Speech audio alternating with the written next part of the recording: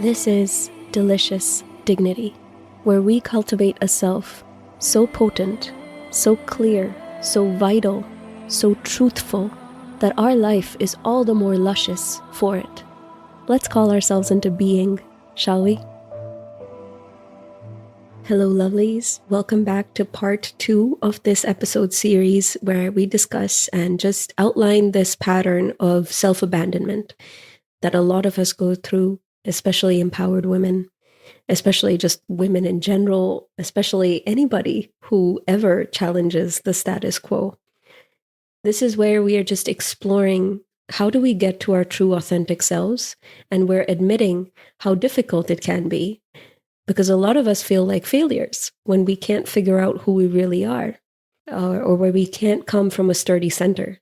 And so we're exploring this pattern of self-abandonment so that we know it, so that we can see it. Because knowing it helps us feel not so crazy and puts us squarely in the position of sovereignty. A lot of times what we're missing is just language. That's all we're missing, language to describe what it is we're going through. And in a lot of spiritual culture, or shall I say New Age culture, there's all this emphasis on the individual. Raise your vibe, or do this, or do that. And there's, in psychology or in therapy work, there's a lot of emphasis on the individual to just diagnose themselves or get more therapy or be better, etc. And we do all of this in good faith that it is the individual that needs to change, rather than just admitting that it is the culture and people around us that need to change. And because we can't control other people, we try to control ourselves. And that is a perfectly logical way of approaching things, and it's admirable. However, I think we also need to discuss just how much the outer world impacts us. And because when we can discuss that, we can know it. And when we can know it, we can have more respect for ourselves. And the number one way to stop our self-abandonment is to increase our self-respect. And if we want to respect and have compassion for ourselves, we need to understand this pattern. So that's another reason why we are doing this series. So many times we assume that the person sitting in front of us, even if we are looking at ourselves sitting in front of somebody else, we just assume that we are who we are. We never ask ourselves, are our thoughts our thoughts? Are they really our thoughts? Or are they somebody else's thoughts? Is it a thought that we've adapted from somewhere or something, or empath from somewhere or something, right? So a lot of psychology and a lot of New Age stuff thinks that just because you have a thought, that means you are the pathology. If you have an experience, that means you are the thing that needs to be fixed. And I'm saying that we are just the thing that needs to be aware of what's going on. We can go about fixing our stuff. We can do our rituals. You know, I love a good ritual. We can do all those things. But we can also be aware of how the outer world impacts us and in what ways that it does, so that we can learn to not feel crazy and have some respect and compassion for ourselves. Okay, so before we go into this episode's topics, which is introjection, sensitives and empaths, and even the just world hypothesis, if we have time in this episode, before we go into those new concepts, I want to go over the last two concepts we discussed, which is projective identification and empowered women, because I did not touch upon one very common example that I see as far as this dynamic is concerned. And that is empowered women and their family, and how projective identification works in that context. Because a lot of us will go back to our family of origin, we'll try to interact with them, and we'll notice or we'll feel or interpret that we are regressing to a past state. And all the empowerment and all the healing that you've done count for nothing, because you're finding yourself interacting in ways that are childlike and kind of not you, and even very much like you're under a spell, right? And so I want to bring that to your attention, that what you might be facing with your family is projective identification, where they are projectively identifying with you as you are the child and they are the parent, and that is what they're projecting onto you.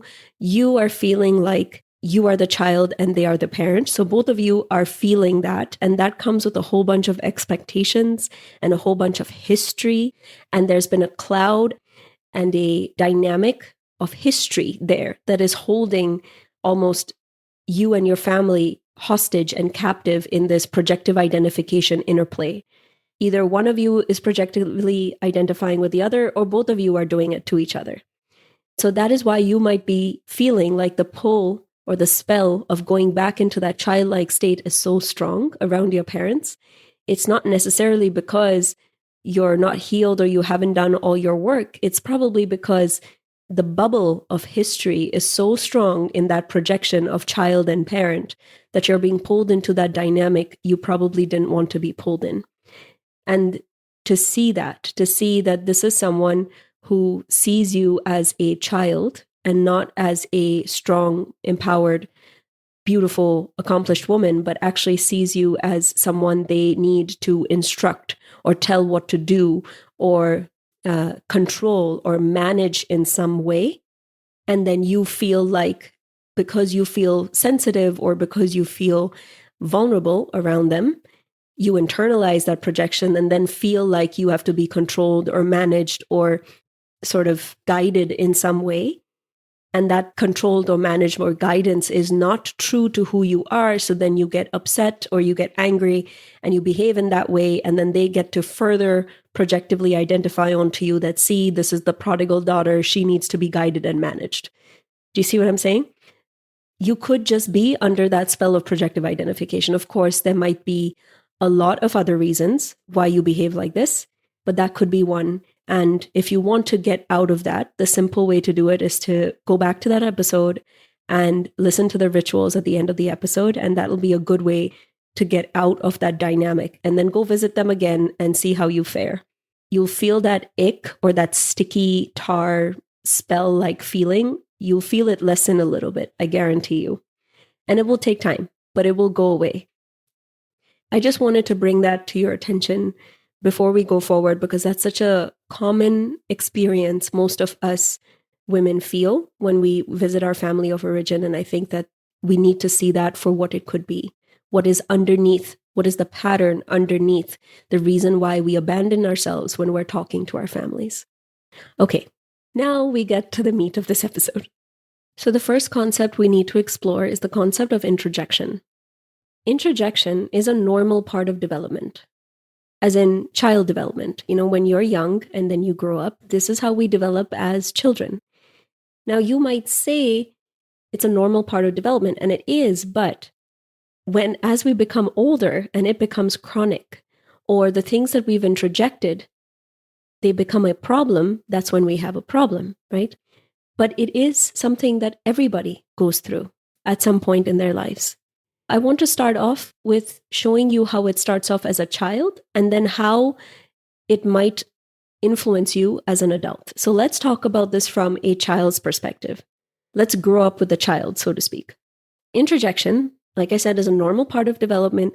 And this is where a person unconsciously absorbs the ideas, the feelings, the attitudes, the beliefs of other people and makes them part of their own psyche. It means taking in the external beliefs and adopting them as if they were one's own. Now, what makes introjection different from projection or everything else is that what the children, so let's start with the child, what the children are doing is that they're looking into the faces of their authority figures or their caregivers, and they're seeing mirrors. They assume that whatever they're seeing in the mirror is who they are. In a way, they don't experience any kind of separation, and they don't experience any kind of, or they don't have the ability to reject what they're seeing or question the fact whether what they're seeing is a mirror or really who they are. They just assume what they see is who they are. Why do children do this? They do this because they fear abandonment. If you are not like the people around you, then there's a high chance you're going to be abandoned. So maybe in that way, it's also a survival instinct that just happens. And that's why people consider it a normal part of the developmental process. but they need to feel like they can maintain a relationship with their authority figures or their caregivers so that they won't be abandoned. They won't be rejected. Because if you think about it, a child is completely and utterly dependent upon their parents. Completely. They're utterly dependent upon adults. So the desire to be pleasing, the desire to be like the people around them is high, right? Now, as you grow up, you can see how this becomes a problem. So now it becomes a psychological defense mechanism where you unconsciously absorb and internalize the beliefs, attitudes, or voices of the other people around you, especially authority figures or people you consider important to your survival, into your own psyche. And you adopt them without consciously questioning or filtering them. Then we have, and I'll give you examples of this in a minute, but we do have to understand the concept first. Then we have something called introjects, which are these mental structures that are formed from these emotionally charged memories and all your significant relationships and relationships with authority figures, caregivers. And these mental structures, they become part of our psychology. And they influence how we perceive ourselves and how we interact with other people. So they're kind of like imprints. You know, if it's reminding me of that Twilight movie where you see the wolf guy. I don't even remember what he's called, but the wolf guy, he imprints on this baby. But I mean, the jury's out on whether the baby imprinted on him or whether he imprinted on the baby. But he has no control over it. And that's kind of how these imprints work. There's very little control that you have on it. And the reason you don't have control is because you don't know to reject this thing, or your fear of abandonment is so high that you don't know how to not see your environment as a mirror. Now, how you know that it's an introject, it's because it feels like a foreign element in your own psychology rather than your own personality. And that is why, that's one of the clues. There are many clues, but that's one of them. Now that I've given you all this concept stuff, let me give you some examples. So in episode 46, where we went over the Rose Mysticism part 4, which is planting the internal eternal mother. And of course, you can search for this in any podcast player, it'll come up. We talked about the internal mother and the voice of your internal mother inside of you. What is it like? And I told you in that episode that my internal mother was my worst, horrible critic. Right? That is an example of an introject. The voice of my mother became an introject within me that acted as my internal mother, but it was actually a cruel, criticizing influence in my life, and it influenced how I perceived myself and how I perceived my interactions with other people. And that's one example, and you can look it up if you want to hear the full episode. But let me describe to you one specific event from my childhood that is a very good example of this. You could say this is a more extreme example, but it's a really good teaching story for how introjection works. So when I was a child, I had these immense feelings of anger and rage towards my mother. And I was sitting on the bed and I was just feeling a lot of anger and a lot of rage. And I was feeling that way for a variety of reasons, but it was primarily because I felt insecure and on guard and hypervigilant all the time around my mother. I just felt like she had massive mood swings and that she was really inconsistent and unreliable. Now, those are words I would use to describe her today. But back then, I was just feeling rage and anger. And it was especially around the time when I knew or anticipated that I would get beaten. Now, I wanted to be a good girl because that's what all children want to be. They want to be good children because good children get loved by their mothers. But I was sitting on this bed and feeling huge amounts of anger and rage towards my mother. And, back then, even now, feeling anger and rage against your mother is like a no-no. It's not something you do because mothers are these saints, right? And I wanted to be a good girl, but I'm having all this anger and rage. And I'm watching, and the TV was on. And I suddenly looked up and saw the TV, and it was a picture or a video of a tsunami that was happening in that moment. And I think it was in Japan, or I don't know where it was, but It was a tsunami. And I remembered looking at the TV and thinking, I caused this tsunami because I am a bad person, because I have all this anger and rage and I caused the tsunami. I'm a bad girl. And I should not be angry and I should be a better girl because then I won't cause the tsunami. So you might think, how does that even happen? Why would a child think they caused a tsunami in a different country?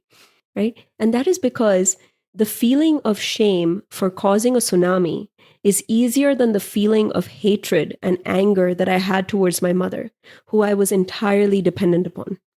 It's easier for me to blame myself for being a bad girl and causing a tsunami than it is to realize that I don't deserve the way I'm being treated, and therefore feeling those feelings of being unloved and abandoned.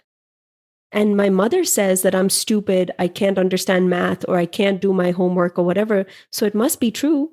I'm a bad person who causes tsunamis, as opposed to I am a daughter who is abandoned by a mother and hates her.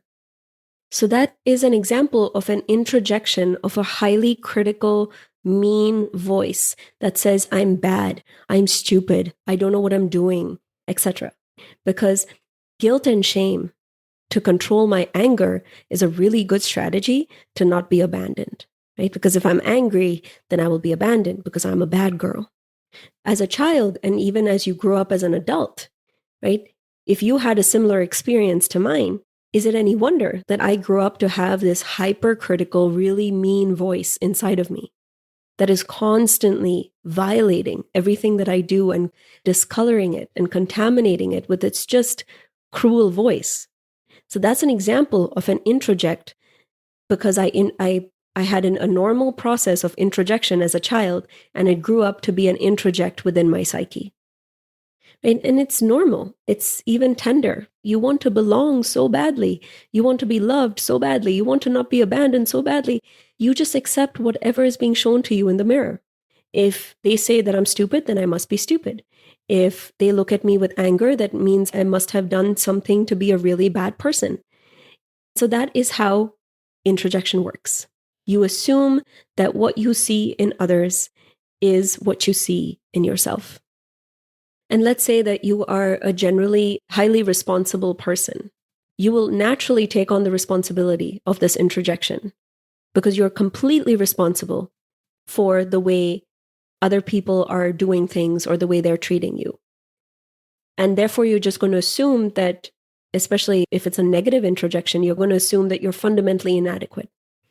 I want to go on a small tangent here. The first time I came across introjection as this defense mechanism or this just as a concept was when I was reading this book called Sacred Enneagram by Christopher Heuertz, I believe is how you pronounce his name. And the Enneagram is one of my favorite tools for understanding your psyche, your soul. It's kind of like a personality test for your soul.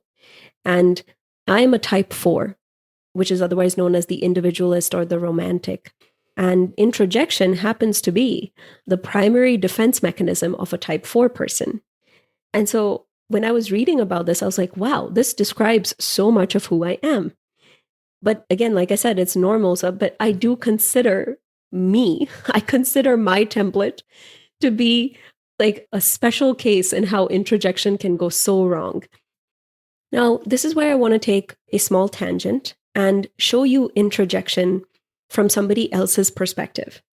And this is how Christopher Heuertz describes introjection in his book, The Sacred Enneagram. So the Enneagram, for those of you who don't know, is a personality test for your soul. At least that's what it feels like to me. And he was describing introjection as the primary defense mechanism of the type 4, the individualist or the romantic, which is my type. So everyone has a type. There are 9 types, and I'm a type 4. And here's how he describes introjection. Now, of course, he's doing this through the lens of a type 4 person, but it's still introjection as a concept. Because everything is internalized, 4s frequently personalize external events, believing that other people's bad moods or broken systems are a reflection of their own shortcomings. This causes a constant loop of melancholy and longing as the ego continuously feeds on a reservoir of self-created negative self-data. Isn't that just so poignant? He also says that fours instinctively internalize negative feedback and rejection and painful experiences. And instead of deflecting criticism, they absorb and swallow it whole, making it part of their identity. I think that statement, swallow it whole, is such a good phrase to describe introjection. You just swallow it whole. You don't chew it, you don't digest it, you just swallow it. And earlier I used the symbol of the mirror, and here, swallowing it whole is another way to describe introjection. By internalizing blame and criticism first, fours try to soften the blow of external rejection. It creates a false sense of control in a situation where they feel helpless. And the last thing he says is that while fours quickly introject negativity and feelings of deficiency, they often repel positive data about themselves, which reinforces their sense of being fundamentally flawed or missing something. Now, again, this was done in the context of fours, but this works for anybody who's introjected a lot in their life. I want to give you another example of how somebody else described introjection, and this is the one and only Clarissa Pinkola Estes, Dr. Estes, who in her book, Warming the Stone Child, describes introjection. This is how she does it. Once someone has been misused, all kinds of evil thoughts are introjected into their psyche. The introject is sort of like a hypodermic needle filled with junk, thoughts and feelings that are introduced in your body without your permission, but quickly, and you might say somewhat unconsciously, become part of you and they take over. Just like a chemical takes over and makes you do, act, and feel certain ways that are not necessarily part of your conscious volition. Now, I love this symbol of the hypodermic needle and filled with junk. That's a very good phrase as well. And basically, she says that you can be loved until it's pouring out of your ears, but you will still have evil thoughts of yourself. Let's say that in the context of an empowered woman. Let's connect that pattern now. So you can love yourself. You can do all the therapy until it's pouring out of your ears, but you will still think negatively about yourself until, as Clarissa Estes says, you receive true guidance and you incorporate that guidance into your own psychic system. Until you do that, it makes it very easy for evil thoughts to continue. So in her book, Warming the Stone Child, she's basically saying, she's arguing against giving a lot of love to a child who just feels fundamentally inadequate or has been orphaned in some way or abandoned in some way. She says that this child will naturally think evil thoughts about themselves, and no amount of love can fix that. Only guidance can fix that. Only your intuition can fix them. Only incorporating this guidance into your own psychic system can fix that and stop you from having those evil thoughts about yourself. That was the whole point of why I did the planting the internal eternal mother, because we're replacing those evil thoughts or that chronic way of feeling badly about who you are when you're actually not a bad person. We're replacing that with an internal eternal mother. So yeah, I just wanted to give you two different angles of how people have approached introjection. One has approached it in the context of a personality soul testing system, and the other one has approached it in the context of working with the orphaned or abandoned child. So let's just connect the pattern just a little bit, in case it already hasn't been obvious. I think it's been super obvious, but let's connect the pattern. What we learned in previous episodes, let's combine introjection with that. You're an empowered woman. You have the tendency to introject, or you might have already introjected. And you might have the tendency now to swallow any criticism whole without putting any responsibility or putting any kind of blame or fault on other people. You just swallow it whole. You mirror your environment. You think that somebody else's mood has something to do with you. And you also know projective identification exists. Can you see how easy it is to get knocked off your center now? Can you see how easy it is to abandon yourself? Again, I'm showing you how to have compassion for yourself and know these things so that you can be aware of who you truly are. And one way you can work to lessen introjection, if this is something you still chronically do, is just ask yourself simple questions like, does this person's bad mood actually mean something about me? Or what if this incident didn't have anything to do with my worth? Those two questions can immediately help you separate who you are from what you're seeing in your environment. So you don't mirror it. You don't play a matchy game with it. You simply just notice and accept what it is without making it a measurement of your value. And this is where I want to tell you something that has been bothering me ever since I first heard about it. And that is the law of attraction. When I first heard about the law of attraction and Esther Hicks, and I sort of saw how people were applying their understanding of the law of attraction. And this was back in the day, right? This was like maybe 10, 12, 15 years ago. And maybe it doesn't happen so much now. I don't know. But back in the day, it seemed like the law of attraction was almost forcing introjection, but putting a spiritual twist on it. It was forcing you to see your environment as a mirror of who you are. So that person with a bad mood is actually a signal that you have some negative energy about yourself, and therefore you're seeing this in your outward environment. This person cannot just be in a bad mood. It is that you are in a bad mood, and that is why you attracted them into your life. Do you see what I mean? It was really crazy making for me to dive into those teachings in any kind of serious way, because that's what it felt like was happening. And it took me a long time to parse out what the truth of the law of attraction was, and maybe one day I'll do an episode on that, because there's some truth to it, but not all of it feels very true at all. This is what I felt like the law of attraction was doing. It was almost encouraging and forcing introjection in people. So I just wanted to bring that to your notice, because especially as an empowered woman,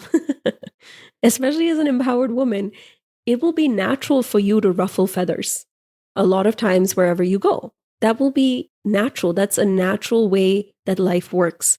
But you might think, oh no, law of attraction says that because I'm not getting these opportunities, or because this person is being a douchebag to me, or because this person is gossiping behind my back, that means there's something wrong with me, or that I did something to attract these things into my life, right? Which on one level might be true, because maybe you went to the wrong place for the right medicine, but it does not mean that the way these people are treating you is an indication of your worth, or who you are, or what energy you carry. Does that make sense? You could argue that, hey, maybe you carry low self-worth as an energy, and so you went to this place that treated you badly. And you could say that's how law of attraction works. That's neither here nor there. There's a part of you that still believes that it is your fault, and there's a part of you that still believes that you are responsible for this person's way of treating you, and it's an indication of your worth. In case you feel like that, in case you're doing that, I just want to bring this up to you. And now we have many different perspectives from how introjection works, and you know to watch for it, and you know not to engage with it. Okay, my darlings, now let's go to the second concept. And that second concept is empaths. Empaths, sensitives, whatever you want to call them. Oh my gosh, I spent my entire life rejecting the fact that I was an empath. Rejecting the fact that I was an HSP or sensitive or whatever you want to call it, because the way it was taught to me and the way I understood it, it just did not feel like who I was. But that's because nobody explained it to me in the way I'm about to explain it to you. And I think we need to really take empaths and sensitives more seriously, because I think in the culture, there's a tendency to do what I did, which is reject that these people exist, including rejecting it in yourself, or there's a tendency to over-identify with it and make other people walk on eggshells around you just because you're sensitive. And neither of those things are valid. They're just not valid. We need to understand this concept from a more mature place. And also we need to understand it in the pattern of self-abandonment. Now, one day I'm going to do a full deep dive into empaths and sensitives, and that's not the scope of this episode. This episode is just going to see it from the perspective of self-abandonment. But let's just do a real quick pulse check on what is an empath. An empath or a sensitive, I use those terms interchangeably. They may or may not be actually interchangeable, but I use them interchangeably. And an empath it's like you have no skin. That's the best way I can describe this.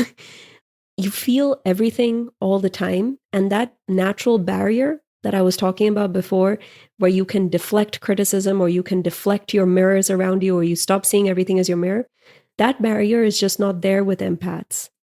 So the typical definition is an empath is someone with a highly attuned ability to sense, experience, and even absorb the emotions and physical feelings of others. And the difference that traditional knowledge says between empathy and empaths is that you can have empathy for someone, but empaths feel the state so deeply that they become overwhelmed by them, and they almost, you could even say, adopt them, right? Maybe it's a form of introjection, like you can see the pattern here, but let's just focus strictly on empaths, right? It's just, you feel it so deeply and you feel it to the point to which you think it's yours. That is how I experienced being an empath. And again, this is something I fought against. Other people kept calling me that. I fought it and fought it and fought it for a long time. So let me give you a couple of stories as to how I experienced being an empath, so that might help you understand it better. The reason I'm explaining this to you is, I think on some level, humanity is moving towards becoming more sensitive and more empathic. Some of us have just reached there in like full bloom the moment we were born, like me, for example.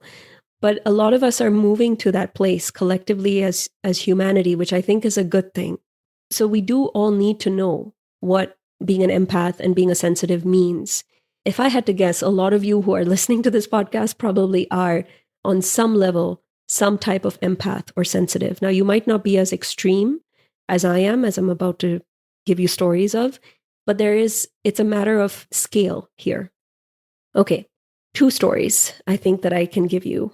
Number 1 is, this was a long time ago, and this is when I first decided to maybe sort of think, accept, slightly even adopt the idea of what being an empath means. Like, it was actually a thing, and I wasn't just fully rejecting it. And this is what happened at a coffee shop when I was with my boyfriend at the time. I had sat down at a table, and there was nobody sitting around me when I had sat down at the table, and I was kind of in like a booth setting, where on my left and right side it was enclosed. So I couldn't see who was on my left, I couldn't see who was on my right. And I sat down at this table. And after about maybe 2 minutes, I started feeling this lump in my throat, like almost like there was a hole in my throat. And I kept trying to swallow my own spit. And I kept feeling sore and like I was almost not able to breathe. I was massaging it and I was swallowing and I was like, what is going on? I thought I was dying. And I just got up to go to my boyfriend to tell him that I need to leave because I'm not feeling well. And as I got up, I looked to my right and I saw this man with a tube in his throat. And he was not able to speak, but he was, I think, with a woman I presumed was his wife, and he was trying to speak to her, and the words wouldn't come out. Now, keep in mind, I had no idea this man was there. When I sat down, he was not there. I didn't see him come in because my vision was blocked by the 2 little barriers on either side of me. So there's no way I could rationally have known that this man was sitting next to me. And there's no way I could rationally feel how sick and how disgusted and how horrible it felt to not be able to breathe. There's no way. And the second I saw him, all my feelings went away. Because in that moment, I realized those were his feelings. They were not mine. Now, let me tie this back to what I told you about projective identification in the previous episode. I told you then that the reason why the projection lands is not because it's truly a strong projection, but also because there's a part of you that feels vulnerable to this projection. And that's what makes the projection land. And that's what causes you to be pulled into this dynamic of projective identification. Now, come back to this story I just told you about. This man, I just instinctively knew that he was a smoker. And I was a chain smoker at the time. And I just knew that the reason why I was able to feel his pain so distinctly was because our fates were the same. My vulnerability was the same as his, which was the vulnerability to smoking. And this is the kind of empath that I was never told about. I was never told that you can actually feel somebody else's pain and you can absorb their diseases to such an extent where you can't breathe. That was not something I was ever told. So that is why I had resisted it for so long until that moment. Now, fast forward to 4 years ago when I adopted my dog. My dog is Azar. He is my soulmate. He is my everything. And I adopted him, but it was a very trying time because this was a rescue dog and he just had so many stomach issues. He had one stomach issue after another, and I spent so much money trying to fix it. Now, thankfully, it's all gone. We're good. We're a happy little pair now. But back then, it was like it would never end. And after about 2 or 3 months of adopting him, I started experiencing this thing where I would get a little bit of diarrhea and for no reason at all. So I just get a little bit of diarrhea for no reason. And I would just know that he's about to have a diarrhea episode because I had a diarrhea episode. And sure enough, within a day, he would have a diarrhea episode. Now, the first 2 times this happened, I didn't catch it. But it started happening so often that I just knew that I had empathed his diarrhea. I'd empathed his stomach issues. And it's true, I have some stomach issues too, but nowhere near as bad as he was. I guess my vulnerability mattered in that moment, that I was able to receive that. But this is how I empathed my own dog. And that continues to this day. To this day, I can tell if I've had a little bit of diarrhea that my dog is about to have it too. Because I will have it for absolutely no reason. There will be no clear reason why I have had it, but there will always be a reason why my dog has had that episode. So that's how I still know that it's a true empath and not necessarily me causing the situation, which is something I used to really struggle with in the past. Did I really feel it or did I cause it? How much of this is empathic intuition versus how much is a self-fulfilling prophecy? And I always laugh, when people say animals are so sensitive, animals are such empaths, and it's true, they are. But I just think to myself and I laugh, I'm like, I empath my dog way more than he has ever empathed me. And it's so hilarious. So I'm like, yeah, you should, I'm an empathic animal, But anyway, I digress.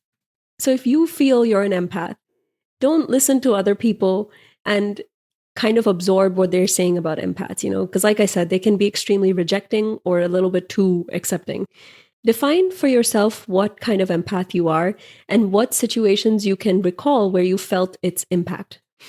Because that can be a clue and fit into this pattern of abandonment, self-abandonment, so that we can learn all our little patterns and all the ways in which we abandon ourselves. And this fits into that pattern so we can recognize it, we can stop it, and we can move on. For example, I had to learn not to empath my clients when I was doing intuitive readings for them. There was a reading that I did very, very early on in my career where I was doing a reading for this coaching buddy that I was in life coach school with, a peer, if you will. And the whole reading, I was doing this reading for her, but I was actually empathing her. And the reading started to feel as confused and as illogical and as all over the place as she was. And I was like, my readings don't normally go this way. I'm very clear. I know exactly what I need to say, how to say it, and I know exactly what needs to be communicated to the client. But in this case, I was like, maybe it could be this, maybe it could be that, maybe it could be this, maybe it could be... I started giving all these potentials and all this, what if this, what if that? And that's how I started talking to her. And I realized halfway through that I was actually empathing her. I wasn't intuiting the truth. And this is one of the ways I had to learn really early on, that doing intuitive readings for my clients can be a big trigger for me of self-abandonment, because I can abandon myself so easily when I'm doing intuitive readings. Back then, not now anymore. But back then, that was the case. So you see how learning where you do these things actually makes you a stronger person, because you can identify your little triggers and then you can work with that self-abandonment. Now let's connect it back to what we've already learned. You're sensitive. You're an empath. You're breaking norms. You're an empowered woman. You're way more sensitive than most. So you'll happily pick up on whatever feelings they have about you. They'll be angry with you, and so you'll happily feel their anger within you and even believe it's yours. And you even ask yourself, how could it not be yours? Because maybe you feel a little bit of anger as an empowered woman. How can you not? And now you're around these other people who feel enormous amounts of anger. And now all of a sudden you are raging and you're believing that it's yours. And it might just not be.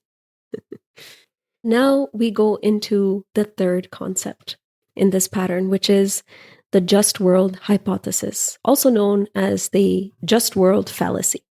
And this is a cognitive bias. So it's a bias in the way we think, where we believe that actions just bring about morally fair and absolutely perfect for you consequences, or perfect for the actor consequences. It means this is where people say, when they believe in karma, bad actions lead to punishment. Good actions give you a place in heaven, or even a good place on earth. It's this bias that people get what they deserve. What goes around comes around.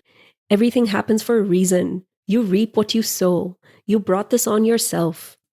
And really, they're believing in this sense of divine justice, divine order.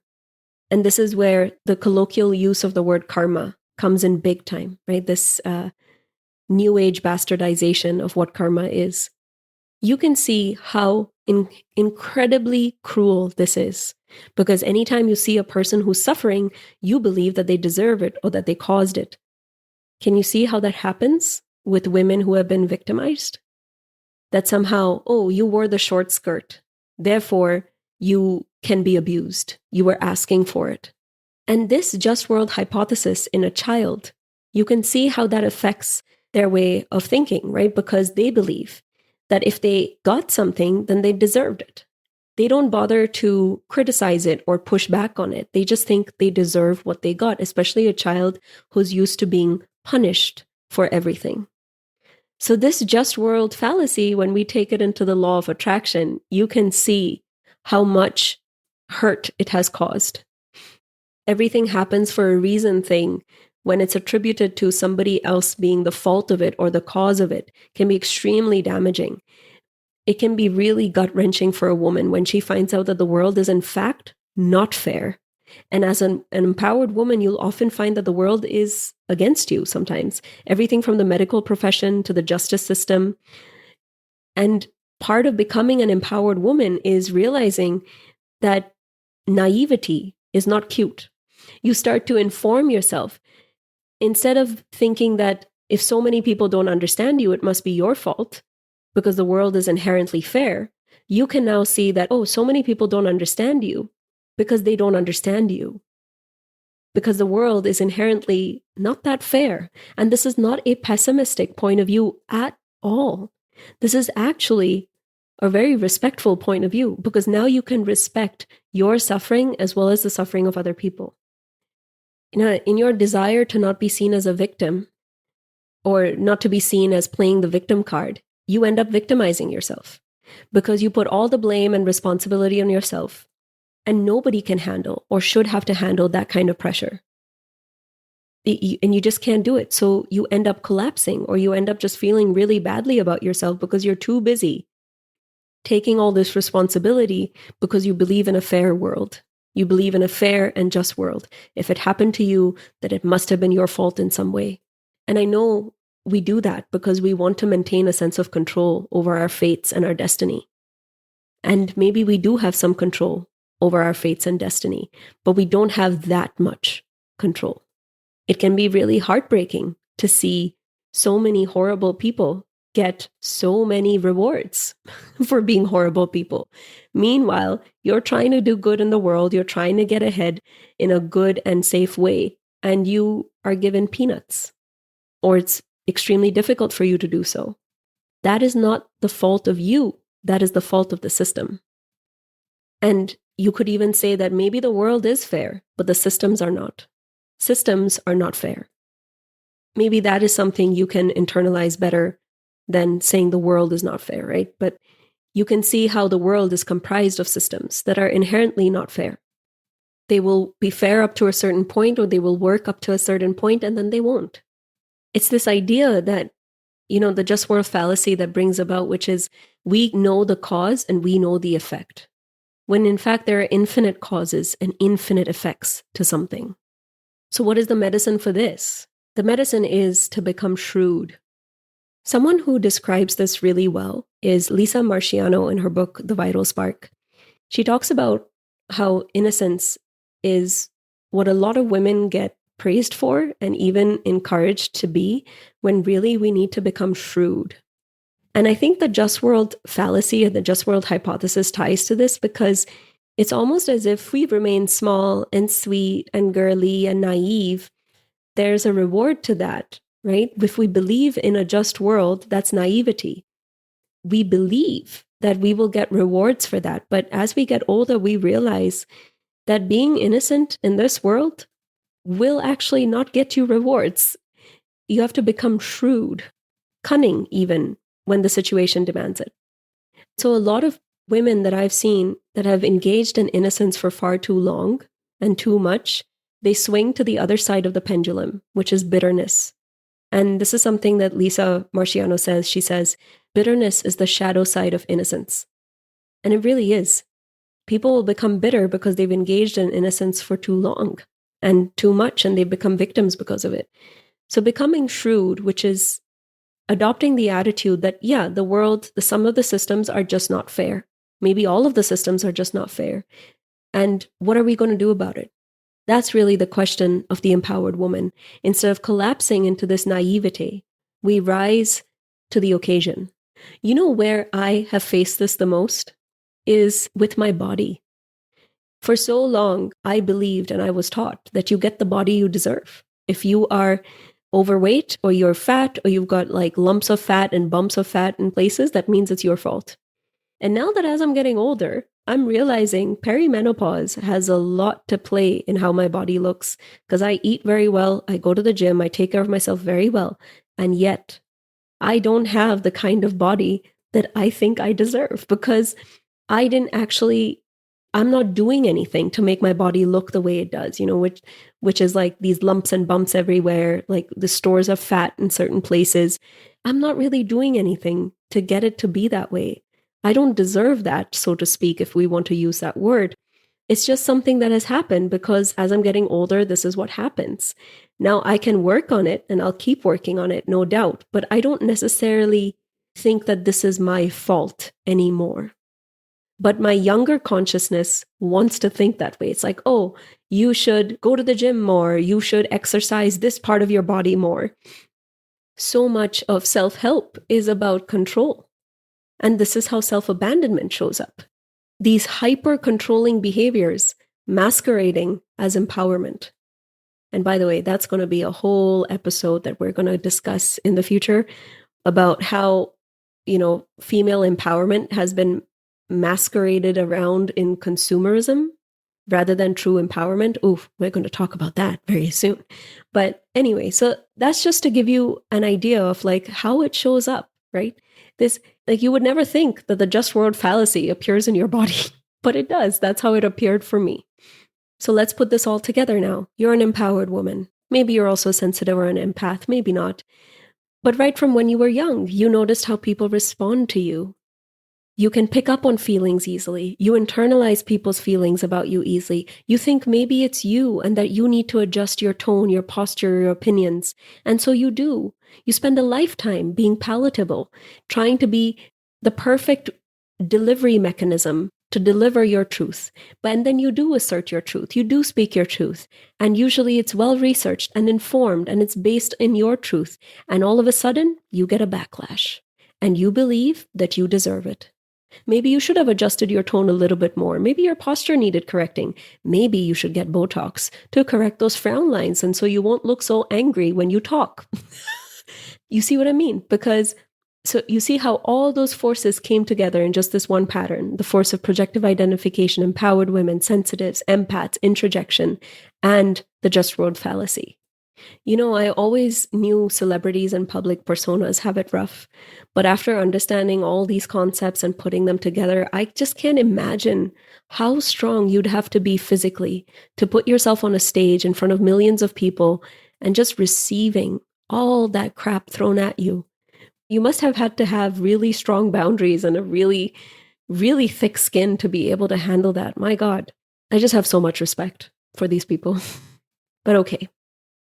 Okay, lovely. So I was thinking, how can you get more out of this particular episode? And number one is obviously do the little prompts that I peppered in throughout the episode. Journal it, because journaling makes things real and you can refer to it and you can do this many times, and each time there will be something new for you to notice. And the second thing you can do is listen to the accompaniment episodes that I will attach in this episode description. And listen to the episodes in order, because each of them builds on the other. And the third thing you can do is go through the prompts that I'm about to give you. I put together a couple of prompts based on the concepts we discussed today, and I think that'll help you gain a little bit more of a perspective into this pattern.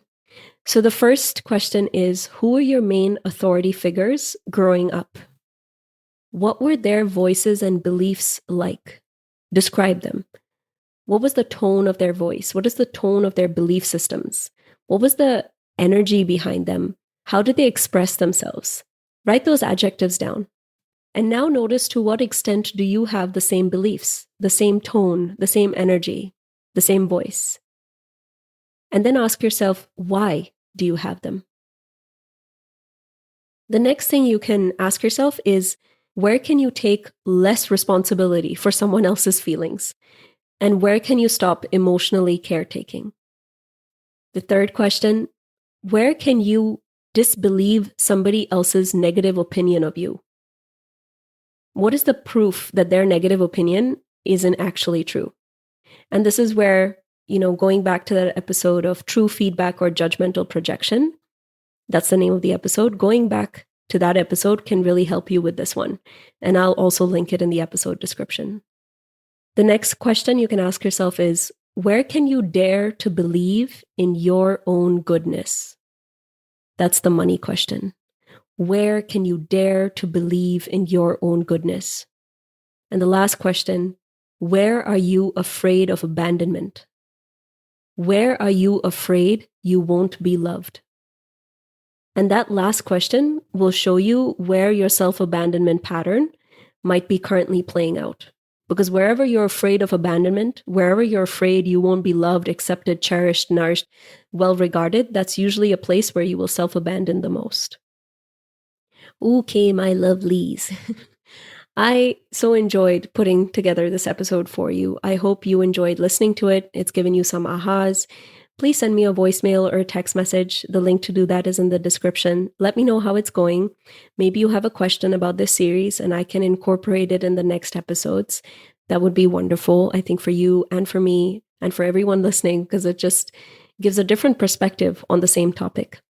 Also, consider leaving a review and rating the show, because that helps me put the podcast out into the world. And as you know, I don't use AI in my work. I don't have any sponsorships that could potentially mess with my messaging. So yeah, it's all kosher up in here. And I hope you're really enjoying that authenticity. And if you do know a friend or many friends who have a pattern of abandoning themselves, this series might be a good one to share with them. Okay, my lovelies, may your self-abandonment be sacrificed as fuel in the pure fire of your dignity. Much love to you. Until next time.